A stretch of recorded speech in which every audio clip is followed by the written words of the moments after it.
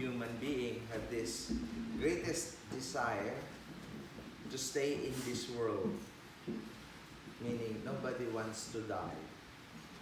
As much as possible, if we can stay here, let me stay here, so that we spend millions for research, so that there will be cure for everything. And there's nothing wrong for deciding it.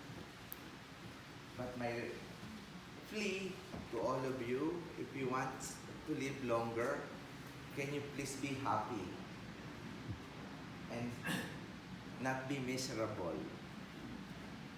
And it is interesting to know that according to study, it's not the vices that we think the number one cause of death or the number one cause that makes people live shorter in this world. The number one cause of death is loss of will to live. And people loss of will to live because they are not happy to the person that they're living with. Tagalog, hindi po siya masaya sa taong katabi niya. And that's the number one cause of death. And somehow it is interesting that the very wisdom of Solomon, which somehow happened to thousands and thousands of years ago in the book of Sirach, and this is what he said, that confirms to the latest survey how and why people live longer. This is what Solomon said, "Blessed are the men who married to a woman who's not an agger, because he will live longer." Sa Tagalog, mas maganda ito. Kung ang lalaki ang naging asawa ay hindi bangongera, haba ang buhay nito. So it's very important. You know, in today's gospel, it is interesting that each and everyone have a cross in life. It is inevitable. We cannot, like I keep on saying, we cannot have everything. And most of the time, some things that we do not have is our cross. Like for us priests, you know what is our cross? Our theological virtues that we have to live. And this cross is permanent. To live in poverty, chastity, and obedience. That is our cross. For those who do not choose to become a priest, you have also a cross. Probably your spouse, probably your children. Meaning, in those who are with you forever. But there are some ways on how we can live with it or make our cross livable. And I will give you the 3 laws that somehow I'm able to construct. The first law is the law of gratitude. We need to find ways on being grateful. Actually, that's the very culture that Jesus is trying to establish why he instituted the Eucharist. That's why the Eucharist is Thanksgiving. For us to establish this culture or mindset that we need to be grateful. If you are not grateful, you are depriving yourself to happiness, because you can only be happy if you are grateful. If you are not grateful, you ceases to see the blessing that God has given to you. It is impossible for you to be happy. We need to see it. And happiness, it's interesting, is making a bouquet of roses within reach. People are not happy because they are not appreciating what they have. And they're always, this is a reality, we're always looking at something that we do not have. And we are not appreciating what we have. And this is the culture of gratitude that Jesus is trying to establish. Can you please be grateful once and for all? Why? You are alive. Second, you have family. And third, look the beauty of everything that surrounds you. That's why there was a time in my homily that I keep on saying, women, stop looking in the mirror too much. Why, Father? You will be depressed.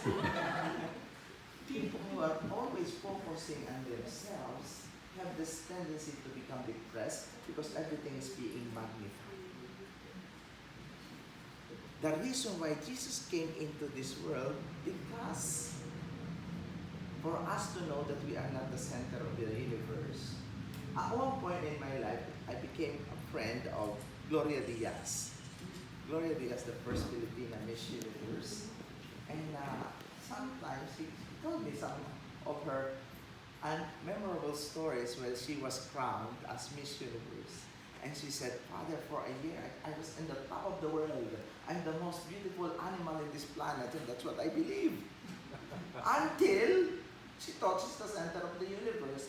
Until she crowned the next Miss Universe in Miami. And this is what happened. The moment she crowned the next Miss Universe, everybody pushed her aside and she almost fell on the stage. With her dismay, she went to the hotel with a limo. And on her hotel, she said, I want to rest. Lo and behold, the receptionist said, Miss Gloria Diaz, I'm sorry, that's no longer your room. That room belongs to the new Miss Universe. So she said, she was frankly so disappointed and she's so frustrated. And you know what she did? Okay, I'll book myself to another hotel. I don't want this hotel anymore.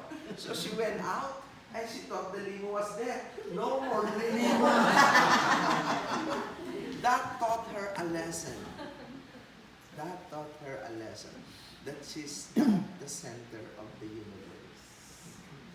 And that's a reality. And she said to me, you know what, I think I've learned that there's nothing permanent in this world, that as much as we can appreciate what we have, please do it. Because that will not be for you forever. Please, learn to be grateful. Learn to be grateful. And that's the culture that Jesus is trying to establish. And the number 2 law is law of personal accountability. What does that mean? By imposing this kind of mindset and lifestyle, you are responsible for your happiness. Please do not blame others for your misery. If you have this kind of in you being built up, you're always blaming others. You will never be happy. You will never be happy. In the Philippines right now, in Davao, this is the most exciting community I'm following right now because it's all started when in the Philippines when I was having mass on television, and I didn't know that there was this group of prisoners watching me on TV once a month. And up to the point where when I visited the prison, they even know all my songs. I even know everything that I'm saying. And this is somehow captured their attention. The logotherapy that I've been preaching in the model of Viktor Frankl from Austria, and the man who searched for meaning. And this is what he said, and I keep on expounding it, that when God gave us an ultimate freedom, it is a freedom to choose an attitude in any given circumstances. Wherever you are, nobody can take away that freedom to be happy. Nobody can take away that freedom for you to worship and enjoy life. But you will not be able to enjoy life and be happy if there is already built up in you to blame others for your misery. Because that's the easiest thing to do. Because the moment you point your fingers because you're miserable, you stop to grow. You need to be accountable. You need to be responsible. And that is law of personal accountability. And because of this group now are monks. And this now become my problem. You know my problem? Because they tried to live and they became a model prisoners. One by one, they're getting out from prison. And they're calling me, Father, please help us. And now they're a group of monks. They have a farm. They're living together. They have a ministry. They're now contemplative brothers, worshiping Jesus. But it's all started in the prison, in Davao Penal Colony. It's now a group of contemplative brothers of missionaries of Mary, Mother of the Poor. And this is where I'm saying, and I feel sorry for those people living outside. They're not prisoners, they're not inmates, but they are miserable because of their own issues. They're not able to find ways to be liberated from their own selfishness. They've been blaming others. They've been pointing on fingers of others.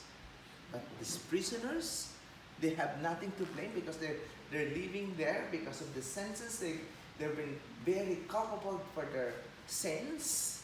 They're unhappy, they're content, and they found the Lord.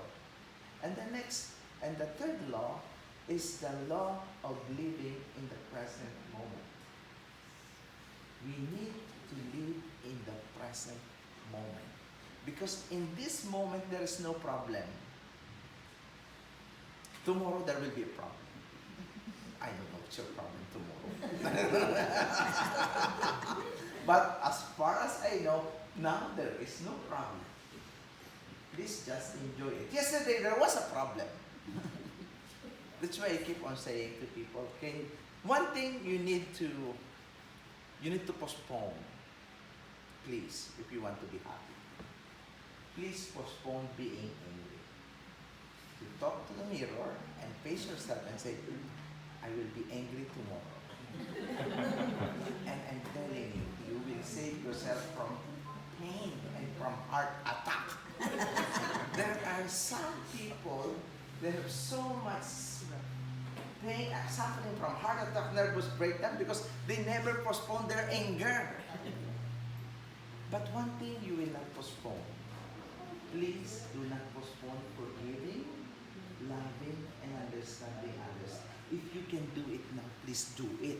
Why? Because these three positive attitudes will make you a happy person. And in doing so, and in these three laws that we are about to live out,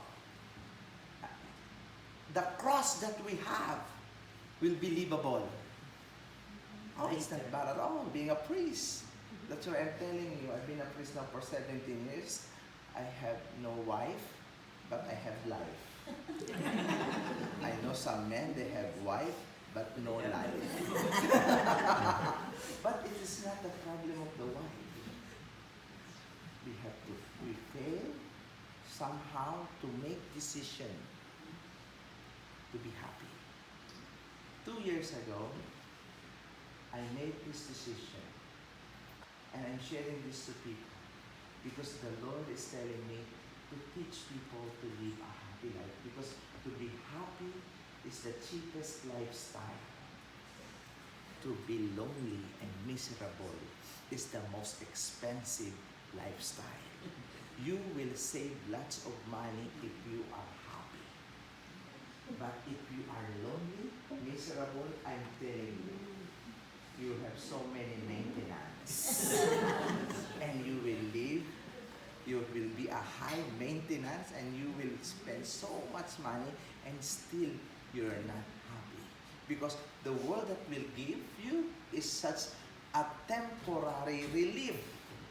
The permanent relief that we have to receive is from our Lord and our decision to live a happy life. So this cross that we have, like the poverty, the chastity, and the obedience, it's livable. Oh, it's fun. Oh, I love being a priest. So I hope you will also say, I love being a married person. And how can you enjoy and stay and live longer in your state in life? You know, I'm very good in tennis. And Nadal just interviewed after his win on the semifinals, and this is what he's saying. He said, I'm happy playing tennis. I'm enjoying it. You know why Nadal, Federer, and Djokovic, all the players are enjoying it? Their profession, because they are good at it. If you are not good in the vocation that you chose, you will not enjoy it. Because you will only enjoy any state in life that you choose if you're good at it. If you're a good mother, if you're a good son, you will enjoy that state in life in spite of so many crosses because you're good at it.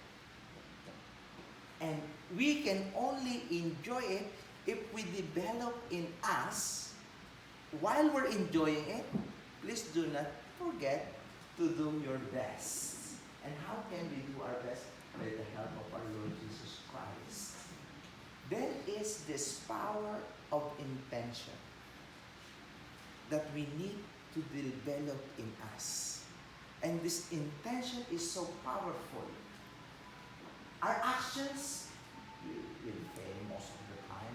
We were created that way. We have so many factors that we have to consider in every time we execute our actions. But the intention in your hearts, please, in this very day, check your intentions. Your intention to be a good mother, your intention to be a good father, your intention to be a good son, your intention to be a good priest. There is so much power in it, and God sees it. And that's God is very particular, not in our actions. God will not judge our actions. He will always forgive our actions. But God is very much particular to the intention that is in our hearts. Because God sees our heart. He sees it. So what is the intention in your heart? Please purify it daily. And in purifying it, everything will follow. We will be a happy, a content human being with peaceful mind and with peaceful heart. So the cross will turn into a big blessing. That's why all these theological virtues, everywhere I go, even in the mall, even people are seeing me. Hi, Father Suarez, you're here. And I say, thank God you know me. You save me so much from sinning. Sometimes we should not be afraid of being transparent. Just be comfortable with yourself. Be comfortable on the cross that God has given you. As a priest, I'm very comfortable. Even though when you arrive, I'm not wearing shorts. See how comfortable I am? Even though this is my house, I'm the one carrying the Yes. Yeah. And God will bless us. And that's my prayer to each and every one of you. And it has something to do to healing. Because of our healing, because of a healthy mind, a healthy spirit, produces a healthy body. That's why ever since I've been a priest, what develops in me is a sense of humor. Please do not deprive yourself from laughter. Please laugh, smile, be happy, because laughter is the best medicine. If you do not laugh for one day, you better ask yourself why you're not laughing. In 1 week, if you still do not laugh, please be alarmed. You better be alarmed. There's something wrong with you. And it will cost so much, because eventually you will go to the mental hospital. In this day and age where depression is very prevalent, laughter is the key for you not to be depressed, for you not to have a panic attack. Chill out.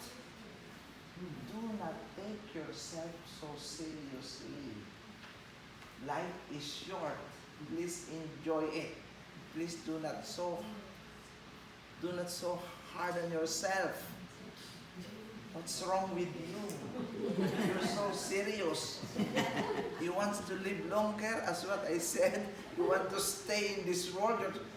You know, this is one thing I will never forget. First time I was in the Philippines, I was invited by this priest, and this priest, the mother is living with him.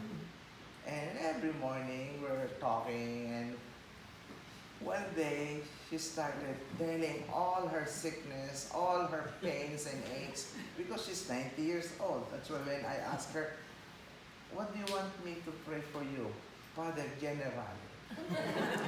Means the general, Father General healing. I have a headache, and everything is wrong. I said, how old are you, Mom? I said, I'm 96. Okay, that's given, you know. But this is what one thing she said. After telling me all her pains and aches, and she said, Father Suarez, this is one thing I realized. To live is to suffer, to die is to rest. And then eat everything, everything, all the medicines. Meaning, in spite of all her suffering, she still wants to live in this earth.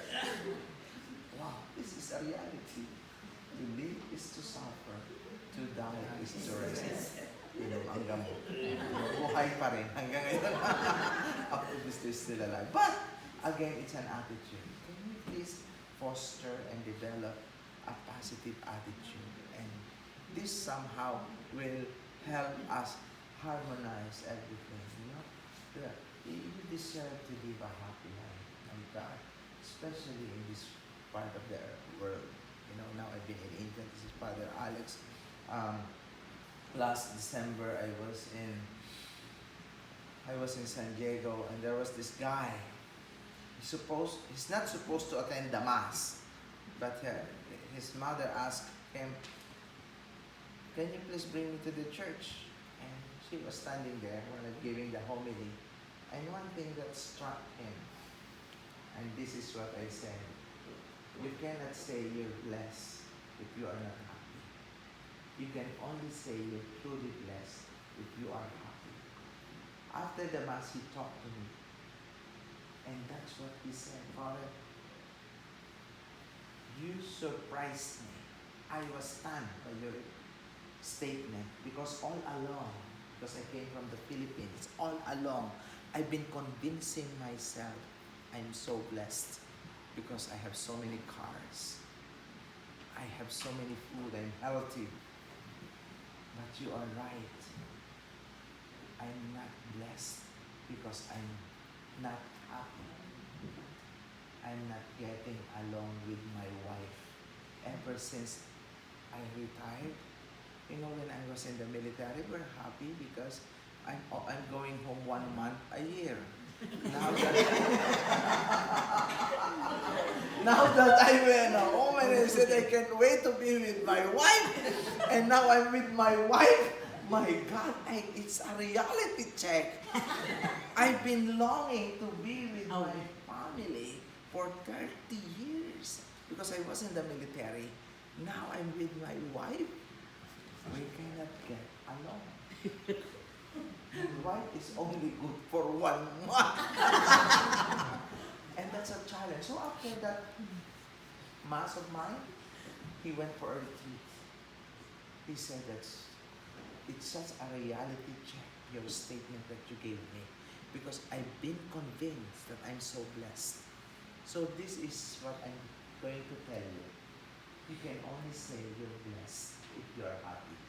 And you can only say you're happy because you are blessed. Amen. Stand. Let us profess our faith.